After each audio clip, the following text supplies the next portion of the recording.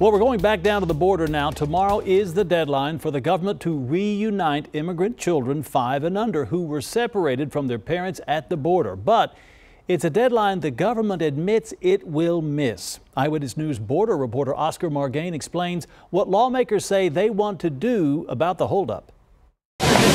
It's a current immigration issue, some argue, with the most bipartisan consensus. I think everyone, regardless of party, wants to make sure these kids get good treatment. And that undocumented immigrant children and parents should not be separated after crossing the border illegally. Even though California Judge Dana Sabrow has helped with the reunification process by imposing 2 different deadlines on the Trump administration, locally the pressure by pro-immigrant groups is still on.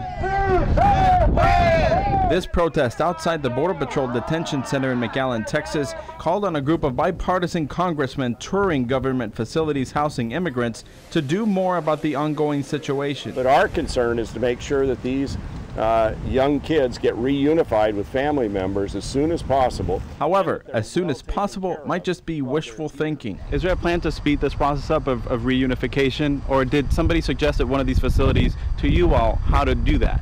We haven't heard anything to speed it up. I mean, they want to make sure it's safe and secure, but you know, they're already at sort of maximum capacity. Oregon Congressman Greg Walden and 6 other members of the House Energy and Commerce Committee, they toured the Border Patrol Family Detention Center, the Casa Padre shelter for migrant teens, and the Port Isabel Adult Detention Center. When they took her child away, he was asleep, and so he had no idea what was going on. And so when he woke up, he told her he thought she had abandoned him. Immigration attorney Carlos Garcia represents a mother detained at the Port Isabel Center. His client's 6-year-old son is in Arizona. They were separated for nearly 3 weeks before they could reconnect over the phone. The moms are relying on what this judge has ordered. The American Civil Liberties Union, which sued the Trump administration and got Judge Sabrow to impose the deadlines for reunification, says the government has reunited only 54 of 102 children under 5. The judge will extend Tuesday's deadline. However, it's unclear for how much longer. Nearly 3,000 minors were separated because of the zero-tolerance immigration policy.